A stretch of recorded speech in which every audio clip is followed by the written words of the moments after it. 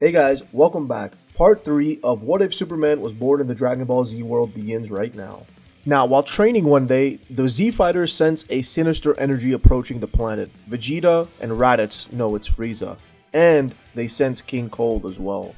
Vegeta, Raditz, Goku, Gohan, and Cal approach where Frieza landed. Piccolo and the rest of the Z Fighters stay back. Frieza begins to question Vegeta, asking why he hasn't reported back to him. He hopes that he's not planning anything, but by the looks of it, he is. He laughs at the monkeys before Cal steps up, telling Frieza that he is Kal-El of the planet Krypton, and he knows what Frieza did. Frieza is stunned to see a Kryptonian. He was sure they were all destroyed. King Cold smirks before launching an attack at Cal, telling Frieza he missed the spot. The beam hits the Man of Steel and shatters on impact. Frieza and King Cold are left speechless, and Cal tells them it's time to pay for what they've done. He freeze breaths King Cold, telling him to cool off, and King Cold responds by powering up, trying to melt the ice as he freezes. While this is happening, Frieza confronts Vegeta, unaware of how outmatched he is. First form Frieza stands no chance against the Saiyan Prince. With one kick, Vegeta sends Frieza flying back, and Frieza realizes what's happening. He is thinking if Vegeta is this strong, the other monkeys might be as well. Have they become Super Saiyans? The thought chills Frieza, and he powers up into his final form, and his power now is around 60 million. Realizing the sudden gap in Vegeta and Frieza's power, Goku, Gohan, and Raditz join in.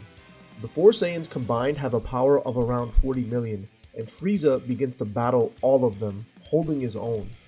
Cal notices how eclipsed his friends are compared to Frieza, and he understands that he has to end his battle with King Cold now. He smirks and says he never really gets to cut loose like this, but he thinks King Cold can take it. He blitzes Cold, knocking him unconscious with a single headbutt. Frieza sees his father go down and decides he needs to unleash his full power. His energy rises as it explodes outwards, knocking the four Saiyan warriors back. Cal arrives and the two begin their melee.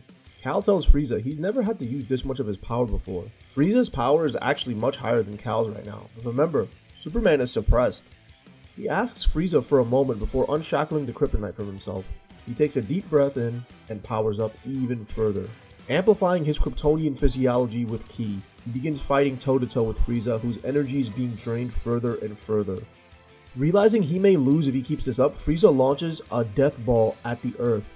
Cal rushes in to hold it back while Frieza aims his focus on the little one, seeing him as the weakest. Gohan, while distracted looking at Cal, gets hit with a death beam, which pierces his guard. Frieza begins to maniacally laugh, and Raditz attempts to fight Frieza by himself. But Frieza continues his laughter as he points a finger at Raditz's face. He executes the Saiyan with a headshot. While trying to hold the energy ball back, Superman senses the energy loss, and he feels an anger he's never felt before. He destroys the ball and rushes over, but it's too late. Gohan is gone. He then sees Goku, whose eyes are glazed over. Sensing something snap inside of him, Goku yells out a tearful scream as he gets enveloped in a golden aura. Goku has become a Super Saiyan, but his energy is absolutely out of control. He lunges at Frieza and unleashes a frenzy attack. Frieza tries his best to counter, but he's nothing compared to the Super Saiyan. Goku this time isn't inclined to show Frieza any mercy, not after everything he's done. He launches a full-powered Kamehameha, melting the tyrant. King Cold tries to escape, but Vegeta stops him, telling him that this is for everything he's done to the Saiyans. He eradicates King Cold while smiling. After King Cold and Frieza are erased from existence, Goku collapses midair, but Cal catches him. Goku is unconscious and he's nearly dead. He drained almost all of his energy into that Kamehameha blast. The Man of Steel flies his best friend to Kame's lookout. The Dragon Balls are gathered and everyone who died in the conflict is revived. Raditz and Gohan, however, opt not to return to Earth just yet, saying they want to visit King Kai for a while. Goku tells his son and his brother to keep getting stronger, because he's not going to stop training either. Unbeknownst to the Z Fighters, Future Trunks has arrived. Future Trunks is confused when he sees a destroyed ship and a smudge where King Cold used to be. From the lookout, Goku and Cal sense an unfamiliar energy and they return back to the battlefield. Vegeta, Piccolo, and the other Z Fighters join in as well. They arrive and they're confused at the sight of this purple-haired boy. Trunks looks at Cal with a worried scowl. Trunks takes Goku aside and explains everything, how the androids ruined his timeline, the Z Fighters and Goku himself were all killed, Goku died via a heart virus, but Trunks came back to the past to make sure this didn't happen. Goku asks, no one survived? Not even Cal? And that's when Trunks reveals Cal was taken out by a kryptonite bullet doused in red sun radiation. That somehow the androids knew his weakness. Superman flies over, telling them that he heard everything, and that the timeline Trunks comes from is definitely different from this present one. Trunks asks how he can be sure, and Cal reveals that he's been training with red sun energy while under the effects of kryptonite. At extreme concentrations, it might harm and weaken him, but it won't be able to kill him anymore. Trunks is elated, but then he realizes that changing this timeline won't affect his future. He gives Goku his heart medication and then tells them that he will return in 3 years to help before the androids attack, because no timeline deserves to go through what his went through. Cal and Goku explained everything to the Z Fighters, and they all decide to test themselves against the androids. They will meet up in 3 years just before the androids attack. King Kai then telepathically contacts Goku and tells him that Raditz and Gohan will remain with him for the next 3 years. That they will return just before the fray. Goku and Cal decide to train together. Goku wants to tap into the power of a Super Saiyan at will, while Cal wants to surpass his own limits. He's not even sure he has any. With Cal and Goku constantly using the gravity chamber, Vegeta is forced to bond with them. Over the 3 years, this softens his resolve even more so, and he also hooks up with Bulma, leading to Trunks being born. The day that the androids are supposed to arrive, Gohan and Raditz return from Otherworld. Their power is immense, and they have learned a bunch of new techniques. Raditz greets his brother and Cal with respect, while Gohan rushes in and hugs his father. Vegeta is impressed by Raditz's power, but he jokes, saying they haven't been resting on Earth and that their power is also unfathomable. They all make their way to the city, and everyone's power level is incredible. Cal is the strongest by far, but Goku and Vegeta are right behind him. The limit of Raditz and Gohan's power, however, is unknown. Piccolo is the strongest compared to the humans, who are all relative to their canon counterparts.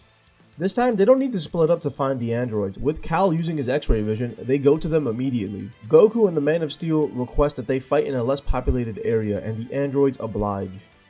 Goku fights first, but while he's fighting Android 19, he collapses from the heart virus. Yamcha rushes him off the field, and before anyone can say anything, Raditz steps up. Sorry Vegeta, it's time for Raditz to get a badass moment.